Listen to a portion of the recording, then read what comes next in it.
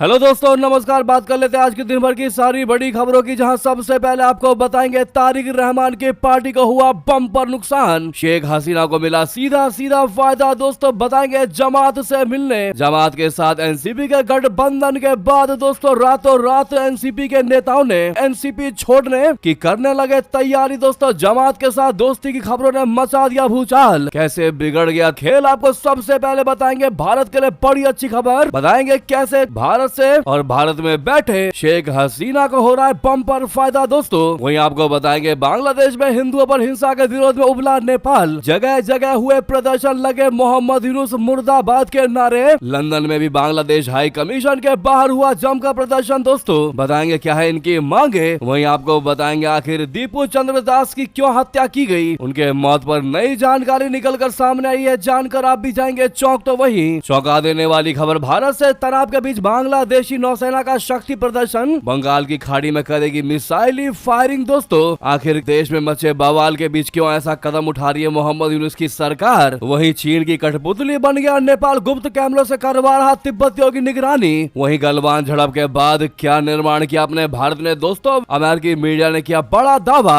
चीन को मुंहतोड़ जवाब देने के लिए बड़ी तैयारी कर रहा है भारत। बताएंगे क्या क्या दावा किया है अमेरिकी मीडिया ने। इसी बीच दोस्तों केरल की सियासत में मच गया भूचाल, 8 सदस्यों ने दिया इस्तीफा, बीजेपी के साथ कर लिया गठबंधन। वहीं दोस्तों नए साल यानी 1 जनवरी से होंगे कई सारे नियमों में बड़े बदलाव, जानना आपको बहुत है ज्यादा जरूरी। कैसा पड़ने वाला है इसका असर। दोस्तों एक से एक बेहतरीन अपडेट्स आपको बताने वाले हैं, बस आप वीडियो के लास्ट तक बने रहिएगा। और खबरों में आगे बढ़ने से पहले अपने देश भारत के बढ़ती ताकत, भारत की बढ़ती संप्रभुता, अखंडता का पुरजोर समर्थन करते और मानते हैं। जिस प्रकार से बांग्लादेश में कट्टरपंथी बांग्लादेश को भारत से दूर लेकर जा रहे हैं, चुनाव के बाद ये बांग्लादेश फिर से भारत के नजदीक आ जाएगा। तो वीडियो को लाइक करके, चैनल को सब्सक्राइब करके, बेल आइकन दबा के कमेंट में जय हिंद अवश्य कहिएगा। दोस्तों आप बात करते हैं पहली सबसे बेहतरीन खबर की, जहां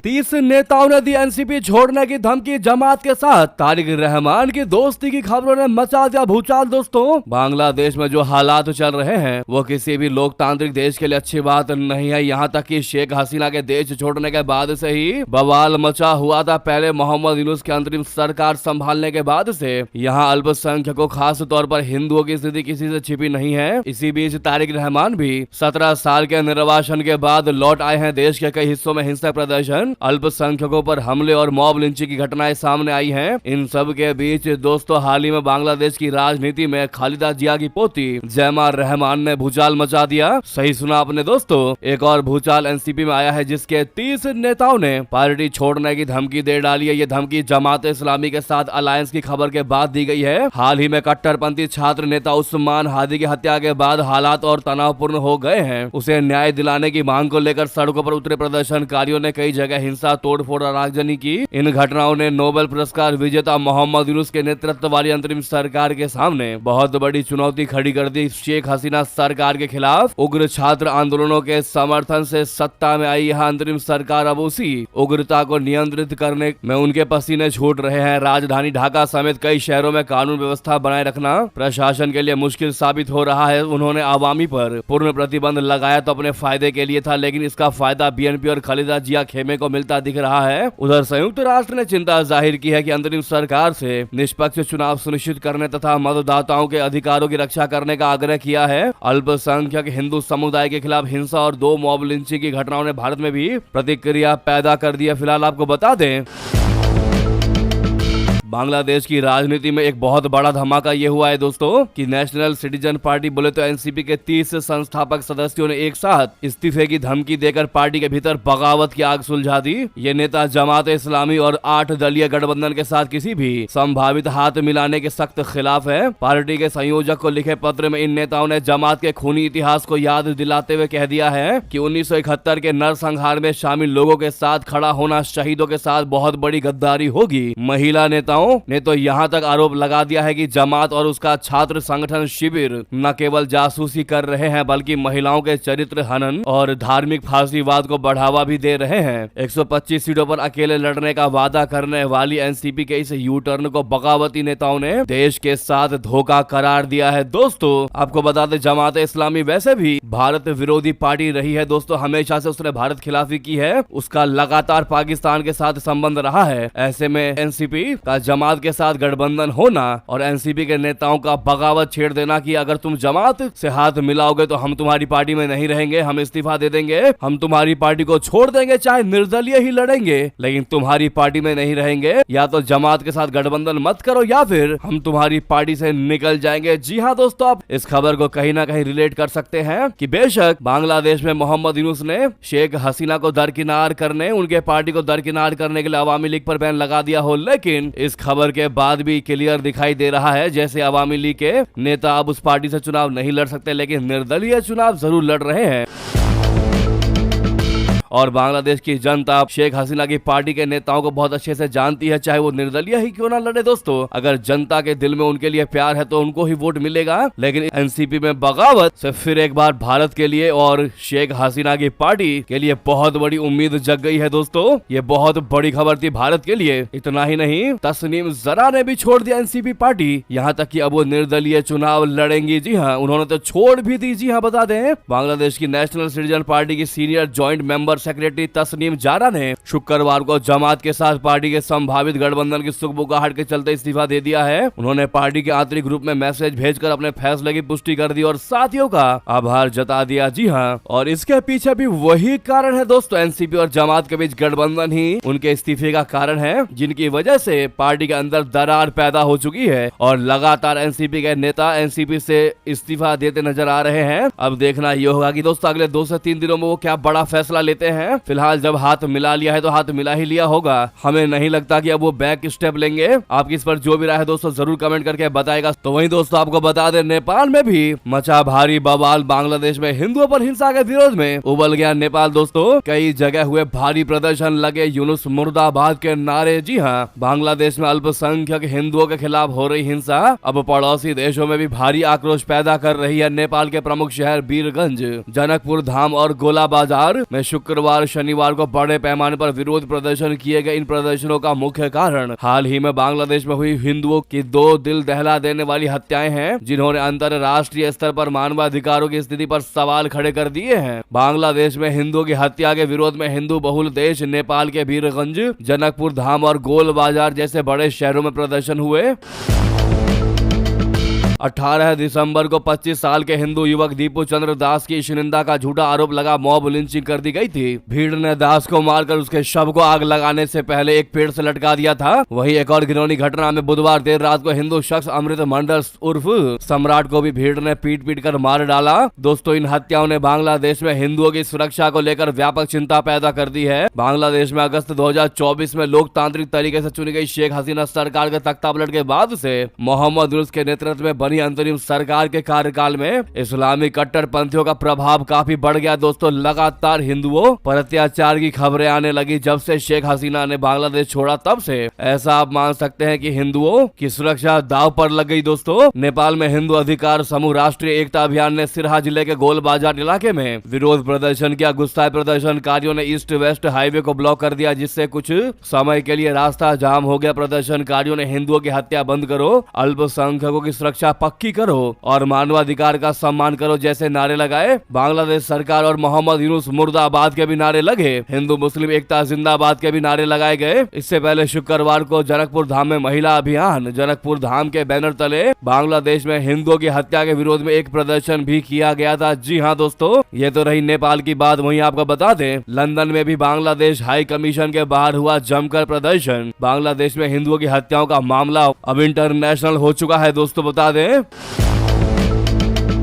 हिंदुओं की हत्या के खिलाफ लंदन में भी प्रदर्शन हुआ। लंदन में बांग्लादेश हाई कमीशन के बाहर भारतीय और बांग्लादेशी हिंदू समुदायों ने विरोध प्रदर्शन किया। इससे पहले भारत में भी जमकर भारी प्रदर्शन हुआ। दोस्तों, दीपू दास की हत्या के बाद भारत में प्रदर्शन हुए और दीपू दास को न्याय देने की मांग उठी। यही नहीं, सोशल मीडिया पर दुनिया भर में देशों में रहने वाले हिंदू समुदाय के लोगों ने इस घटना पर अपना विरोध जताया। आप क्या कहना चाहते हैं दोस्तों, बताइएगा जरूर, क्योंकि यूनुस की सरकार में हिंदुओं पर अटैक तो हो ही रहे हैं, अत्याचार हो ही रहे हैं, लेकिन अगर एनसीपी या फिर जमात की भी सरकार बनती है दोस्तों, तो आप यूं समझ लीजिए कि हिंदू उनके सरकार में भी खतरे में ही रहेगा, क्योंकि ये पार्टियां ऊपर से दिखाने के लिए तो फेक प्रॉमिस करेंगे कि हम सभी को एक साथ लेकर चलेंगे, लेकिन अंदर खाने क्या होगा दोस्तों, हम और आप बहुत अच्छे से जानते हैं। ऐसे में जब तक अवामी लीग पार्टी जैसी सेम विचारधारा वाली पार्टी विजयी नहीं होती, तब तक बांग्लादेश में हिंदू सिक्योर नहीं हो सकते। आपकी इस पर क्या राय है जरूर कमेंट करके बताइएगा। और बांग्लादेश में अगर ऐसा ही चलता रहा तो फिर मजबूरन भारत को दूसरे तरीके से जवाब देना ही पड़ेगा बांग्लादेश को। क्या है आपकी इस पर राय दोस्तों, जरूर कमेंट कीजिएगा और कमेंट बॉक्स में हिंदूज मस्ट बी प्रोटेक्टेड जरूर लिखिएगा। दोस्तों, आपको बता दें कि माइनॉरिटी काउंसिल ने यूनुस सरकार पर गंभीर आरोप लगा दिए। दोस्तों, कह दिया कि बांग्लादेश में डर के साए में जी रहे हैं हिंदू, बौद्ध और ईसाई। जी हाँ दोस्तों, बांग्लादेश हिंदू बौद्ध ईसाई यूनिटी काउंसिल के प्रेसिडियम के सदस्य डीएन चटर्जी ने शनिवार को कहा कि बांग्लादेश में अल्पसंख्यक सुरक्षित नहीं है। चटर्जी ने बांग्लादेश में बिगड़ती सुरक्षा स्थिति को लेकर गंभीर चिंता भी जताई। उन्होंने कहा कि पूरी दुनिया बांग्लादेश की मौजूदा स्थिति, खासकर हाल के दुर्भाग्यपूर्ण घटनाओं से वाकिफ है। राष्ट्रीय स्तर पर आपने देश के मुख्य मीडिया संस्थानों के दफ्तरों में तोड़फोड़, आगजनी,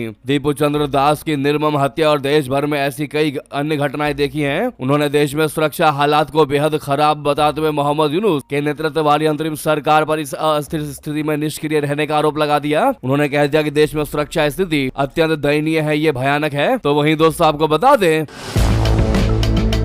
कि आखिर दीपू की कैसे हुई थी हत्या, यानी क्यों हत्या की गई। दोस्तों, दीपू की कामयाबी कट्टरपंथियों को नहीं हुई हजम। नौकरी में उनकी लगातार बढ़ोतरी को देखकर निकाल ली दुश्मनी। जी हाँ, ढाका से करीब 140 किलोमीटर दूर मैमन सिंहपुर में अपने परिवार के साथ टीन शेड वाले कच्चे घर में रहने वाला दीपू चंद्र दास परिवार का इकलौता कमाने वाला सदस्य था। गरीब होने के बावजूद दीपू जुझारू, मेहनती और नेक रास्ते पर चलने वाला इंसान था, लेकिन दोस्तों उसे भी नहीं पता था कि उसकी यह खूबियां एक दिन उसकी ही जान ले लेंगी। दोस्तों, दीपू चंद्र दास के पिता ने पूरा वाकया बताया, जहां पर हम आपको संक्षेप में बताते हैं कि बेटा दीपू अपनी मेहनत की वजह से फैक्ट्री मैनेजमेंट की नजरों में था और वो दोस्तों उसको प्रमोशन देने पर विचार कर रहे थे, लेकिन इसी बात से नौकरी ना पाने वाले लोग चिढ़ गए। उन्होंने पहले उसे नौकरी छोड़ने के लिए धमकाया। जब वो नहीं माना तो उस पर इश्निंदा का झूठा आरोप लगाकर मार डाला। इस काम में फैक्ट्री मैनेजर और पुलिस के लोग भी शामिल थे। जी हाँ दोस्तों, यानी कुल मिलाकर उसके मेहनत और उसके ईमानदारी से कट्टरपंथी परेशान थे और वही ईमानदारी, वही जुझारूपन इसकी जान ले गई। दोस्तों, आपकी इस पर क्या राय है साथ ही साथ बता दें। भारत से तनाव के बीच बांग्लादेशी नौसेना का बड़ा शक्ति प्रदर्शन, बंगाल की खाड़ी में करेगी मिसाइल फायरिंग। दोस्तों, बांग्लादेश की नौसेना 29 से 30 दिसंबर को कॉक्स बाजार और हटिया समुद्री इलाकों में मिसाइल फायरिंग करेगी। इसकी जानकारी Bangladesh inter services public relation यानी ISPR डायरेक्टोरेट ने दी है। बांग्लादेशी नौसेना की यह फायरिंग भारत के साथ तनाव के बीच हो रही है। भारत और बांग्लादेश में राजनयिक स्तर पर तनाव चरम पर है। इसके अलावा जमीनी सीमा पर भी भारतीय सशस्त्र बलों और बांग्लादेशी बॉर्डर गार्ड्स के बीच तनातनी देखी गई है। शनिवार को इंटर सर्विसेज पब्लिक रिलेशंस यानी ISPR डायरेक्टोरेट ने मिसाइल फायरिंग की जानकारी देते हुए कुछ खास दिशा निर्देश भी जारी किए। इसमें मिसाइल फायरिंग के दौरान जान माल की सुरक्षा के लिए सभी पानी के जहाजों, मछली पकड़ने वाली नावों और ट्रॉलरों से उन इलाकों से दूर रहने का अनुरोध किया गया है। दोस्तों, साथ ही साथ आपको बता दें बड़ी जानकारी,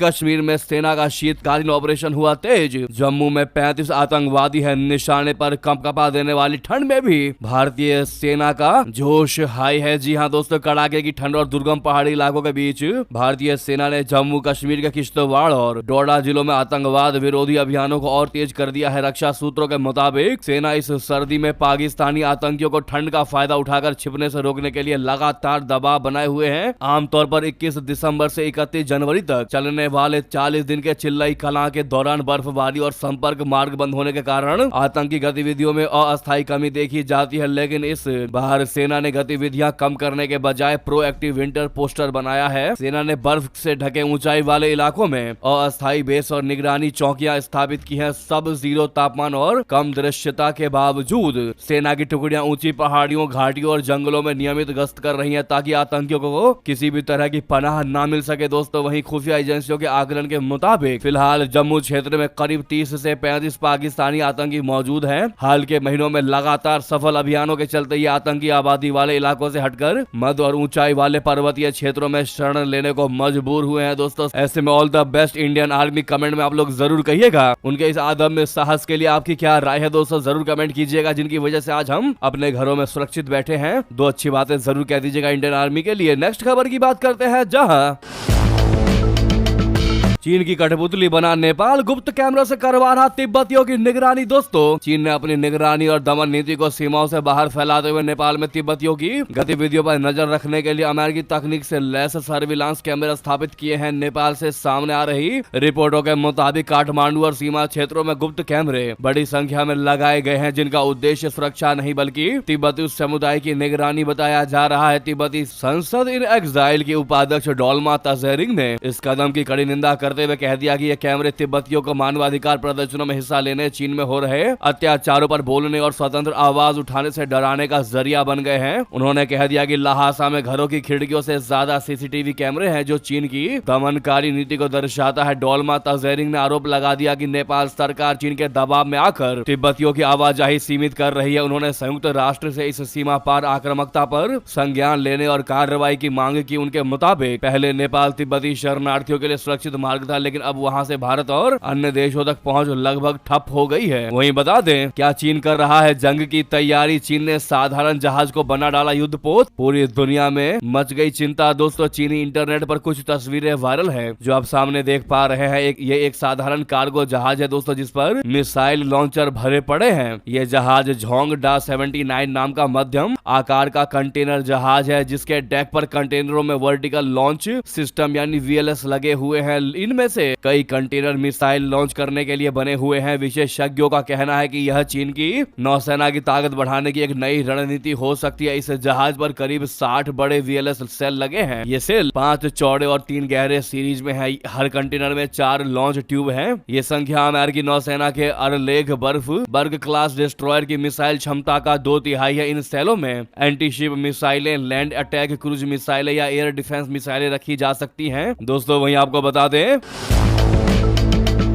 हिमालय तक सड़क, सुरंगें और एयर स्ट्रिप बना रहा अपना भारत। अमेरिकी मीडिया का बड़ा दावा। गलवान झड़प के बाद लगातार भारत ने किए नए निर्माण। दोस्तों, अब बॉर्डर तक हथियारों की पहुंच होगी आसान। बता दें, भारत हिमालय इलाके में चीन से होने वाले किसी भी संभावित झड़प से निपटने के लिए सड़कें, सुरंगें और हवाई पट्टियां बनाने पर करोड़ों रुपए खर्च कर रहा है। ये जानकारी अमेरिकी मीडिया वॉल स्ट्रीट जर्नल की रिपोर्ट में सामने आई है। रिपोर्ट के मुताबिक 2020 में चीन के साथ गलवान घाटी में हुई हिंसक झड़प के बाद इस कदम की शुरुआत हुई थी। उस झड़प ने 2200 मील लंबी बॉर्डर पर भारत की सामान पहुंचाने की व्यवस्था यानी लॉजिस्टिक्स की बड़ी कमियों का उजागर किया था। दशकों से चीन ने अपनी बॉर्डर पर रेल और सड़कों का विशाल नेटवर्क बनाया है, जबकि भारत अपने पहाड़ी सीमावर्ती इलाकों में सैनिकों को तेजी से पहुंचाने के लिए जरूरी इंफ्रास्ट्रक्चर के निर्माण में पीछे रह गया। 2020 की झड़प के दौरान 14,000 फीट की ऊंचाई पर भारतीय और चीनी सैनिक डंडों और कांटेदार तारों से लिपटे क्लबों से हाथापाई कर रहे थे। एक्सपर्ट्स का कहना है कि चीन मजबूत कनेक्टिविटी की वजह से कुछ ही घंटों में मदद पहुंचा सकता था, जबकि भारत को उस इलाके की खराब या नहीं के बराबर सड़कों से एक्स्ट्रा सैनिकों को पहुंचाने में 1 हफ्ते का समय लगता। लद्दाख के उत्तरी क्षेत्र में पूर्व ऑपरेशनल लॉजिस्टिक्स प्रमुख मेजर जनरल अमृतपाल सिंह ने WSJ से कह दिया कि इस घटना के बाद हमें अपनी पूरी रणनीति बदलने की आवश्यकता महसूस हुई। यानी अपना भारत दोस्तों कमियों से लगातार सीखते हुए कमी को पूरा करने के प्रयास में जुटा हुआ है। और इस अमेरिकी मीडिया के दावे ने फिर एक बार चीन के सीने पर सांप जरूर लौटवा दिया होगा। दोस्तों, ये खबर जानकारी इस दावे को जानकर चीन की हालत जरूर खराब हुई होगी। तो वहीं आपको बता दें, अफगान शरणार्थियों पर ईरान पाकिस्तान की बड़ी सख्ती, एक दिन में 2370 अफगान जबरन निकाल दिए गए। दोस्तों, ईरान और पाकिस्तान ने एक ही दिन में 2370 से अधिक अफगान शरणार्थियों को जबरन निर्वासित करके अफगानिस्तान भेज दिया। तालिबान को उप प्रवक्ता मुल्ला हमदुल्ला फितरत ने बताया कि शुक्रवार को 501 परिवारों के कुल 2370 लोग अफगानिस्तान लौटे। रिपोर्ट के मुताबिक ये शरणार्थी हेरात के इस्लाम किला, निमरोज के पुले अबरिजम, कंधार के स्पिन बोलदक, हेलमंद के बहामचा और नंगरहार के तुरखम सीमा मार्गों से अफगानिस्तान पहुंचे। साथ ही साथ आपको बता दें बड़ी जानकारी, केरल की सियासत में आया भूचाल, 8 सदस्यों ने दिया इस्तीफा, रिजाइन देकर बीजेपी के साथ कर लिया गठबंधन। दोस्तों, केरल की राजनीति में एक बड़ा उलटफेर देखने को मिला है, जहां त्रिशूर जिले की मुट्टाथुर पंचायत पर कांग्रेस के 8 नवनिर्वाचित सदस्यों ने सामूहिक रूप से इस्तीफा दे दिया। इतना ही नहीं, इन सभी सदस्यों ने परिषद पर अपना नियंत्रण पाने के लिए बीजेपी से गठबंधन भी कर लिया है। बीजेपी का समर्थन मिलने पर कांग्रेसी की बागी नेता टेसी जोस कल्लर यक्कल अब नई पंचायत की अध्यक्ष बन गई है। इस गठबंधन के चलते वामपंथियों के मुट्टाथुर में 23 साल के शासन का अंत हो गया है। हालांकि 24 सदस्यीय पंचायत का रिजल्ट काफी नजदीकी रहे थे, जिनमें एलडीएफ को 10, यूडीएफ को 9 और एनडीए को 4 के अलावा 2 निर्दलीय की जीत मिली थी। दोस्तों, सवाल यह है कि आखिर क्यों इस्तीफा दिया गया। तो आपको बता दें, इन नतीजों के बाद अध्यक्ष पद का चुनाव करने के लिए लॉटरी निकालने को लेकर भी विचार किया गया था, लेकिन उससे पहले ही यह पूरा राजनीतिक उलटफेर हो गया। दरअसल कांग्रेस के बागी उम्मीदवार के आर औसेफ और यूडीएफ ने समर्थन देने का फैसला किया था, लेकिन औसेफ ने पंचायत अध्यक्ष के चुनाव से ठीक पहले एलडीएफ के साथ मिला लिया, जिससे कि कांग्रेस के नेताओं को तगड़ा झटका लगा, जिसके कारण सभी 8 सदस्यों ने कांग्रेस पार्टी पर आरोप लगाते हुए इस्तीफा दे दिया। इस्तीफा पत्र में सभी सदस्यों ने लोकल कांग्रेस नेतृत्व पर अन्याय और वफादार कार्यकर्ताओं की अनदेखी का आरोप लगा दिया। इसके बाद सभी सदस्यों ने निर्दलीय के तौर पर टेसी जोस को अपना समर्थन दिया। वहीं भाजपा ने भी 3 वोटों से समर्थन दिया, क्योंकि भाजपा का वोट मान्य नहीं था, जिसके चलते टेसी जोस के पास कुल 12 सदस्यों का समर्थन हो गया और वो नई पंचायत अध्यक्ष बन गई। तो दोस्तों, वहीं आपको बता दें, अरावली हिल्स में खनन मामले का सुप्रीम कोर्ट ने लिया स्वतः संज्ञान। 3 जजों की बेंच सोमवार को करेगी सुनवाई। जी हां, सुप्रीम कोर्ट अरावली हिल्स में खनन से संबंधित मामले पर सोमवार को सुनवाई करेगा। चीफ जस्टिस सूर्यकांत की अगुवाई वाली 3 जजों की बेंच इस मामले पर स्वतः संज्ञान लेगी। यह सुनवाई नवंबर 2025 के उस फैसले के बाद हो रही है, जिसमें कोर्ट ने पर्यावरण मंत्रालय की समिति की सिफारिश पर अरावली हिल्स की नई परिभाषा स्वीकार की थी, जिसमें स्थानीय स्तर पर 100 मीटर या उससे अधिक ऊंचाई वाली भूमि को ही अरावली हिल माना जाएगा। साथ ही पूर्व वन संरक्षण अधिकारी आरपी बलवान की याचिका भी इस मामले से जुड़ी है, जिसमें उन्होंने इस परिभाषा को चुनौती दी है। यह कदम पर्यावरणीय चिंताओं और राजस्थान सहित कई राज्यों में हो रहे प्रदर्शनों के बीच उठाया गया है। दोस्तों, हालांकि अरावली हिल्स पर आपकी क्या राय है, आपका क्या कहना है दोस्तों, बताना बिल्कुल मत भूलिएगा। तो वहीं आपको बता दें, आधार कार्ड से लेकर कार की कीमतों तक 1 जनवरी 2026 से होंगे कई बड़े बदलाव। क्या पड़ेगा असर आप पर, आपको बता दें, नए साल यानी 2026 में कई बदलाव देखने को मिलेंगे। इस साल कई आर्थिक नियम बदल जाएंगे, इससे आम नागरिक की जेब पर सीधा असर पड़ेगा। साल के शुरुआती महीने जनवरी से नए नियम लागू होंगे। इनमें एलपीजी गैस, पैन कार्ड, आधार समेत कई तमाम चीजें हैं। आपको बता दें दोस्तों कि किन नियमों में क्या बदलाव होगा। दरअसल नए साल में बदलाव की कड़ी में यूपीआई सिम मैसेजिंग नियम में बदलाव देखने को मिलेगा। इस सिलसिले में यूपीआई और डिजिटल पेमेंट से जुड़े नियम सख्त किए जाएंगे। फ्रॉड से बचने के लिए सिम के वेरिफिकेशन के नियम को और सख्त किया जाएगा। इनके अलावा पैन और आधार कार्ड को लिंक करने की तारीख भी इस दिसंबर में खत्म हो जाएगी। अगर इन्हें लिंक नहीं किया जाता है तो 1 जनवरी से ये निष्क्रिय हो जाएंगे। इसीलिए 31 दिसंबर से पहले लिंक जरूर कर लीजिएगा दोस्तों अपने पैन कार्ड को आधार से, वरना आप ITR रिफंड, रिसिप्ट और बैंकिंग का लाभ नहीं ले पाएंगे। साथ ही साथ सरकारी योजनाओं से मिलने वाले लाभ से भी वंचित रह जाएंगे। वहीं सरकार इस साल ITR से जुड़े नियम भी बदलने वाली है। सरकार अप्रैल में नया इनकम टैक्स एक्ट 2025 लागू करेगी। ये इनकम टैक्स एक्ट 1961 की जगह लागू होगा। इसी साल 8वें वेतन आयोग के प्रभावी होने के कयास लगाए जा रहे हैं। 31 दिसंबर से 7वां वेतन आयोग निष्प्रभावी होगा। वहीं एक और बदलाव दोस्तों बैंकिंग सिस्टम में किया जाएगा। यहाँ SBI, पंजाब नेशनल बैंक और HDFC बैंक में लोन दरों को कम किया जाएगा। फैसला 1 जनवरी से लागू हो जाएगा। इस तरह से जनवरी से नई फिक्स्ड डिपॉजिट ब्याज दरें लागू होंगी। वहीं LPG गैस सिलेंडर की कीमतों में भी बदलाव देखने को मिलेगा। 1 जनवरी से LPG के रेट में कमी या बढ़ोतरी हो सकती है। इसका असर आपके बजट पर पड़ेगा। हाल ही में दिसंबर से गैस सिलेंडर के रेट 10 रुपए कम किए गए थे। इसके अलावा सीएनजी, पीएनजी, एलटीएफ यानी कि हवाई जहाज का फ्यूल के दामों में भी बदलाव देखने को मिलेगा। किसान कर्मचारियों को भी तगड़ा फायदा मिलेगा। दोस्तों, किसानों के लिए नई योजना पीएम किसान का फायदा लेने के लिए नई यूनिक आईडी दी जाएगी। जनवरी 2026 से सरकारी कर्मचारियों को तनख्वाह 8वें वेतन आयोग की सिफारिशों के आधार पर मिल सकती है। ये कुछ नए और बड़े बदलाव है दोस्तों, जो 1 जनवरी से लागू हो जाएंगे। इसी बीच ये थी की सारी बड़ी खबरें। आपको खबर कैसी लगी जरूर कमेंट करके बताएगा। लगे हाथ तो वीडियो को लाइक करके इस चैनल को सब्सक्राइब करके बेल आइकन दबा के कमेंट में जय हिंद कह दीजिएगा। तो दोस्तों, मिलते हैं आपसे अगली बेहतरीन खबर में। तब तक के लिए आप सभी का बहुत बहुत धन्यवाद। यहाँ तक बने रहने के लिए बहुत बहुत आभार। जय हिंद, जय भारत।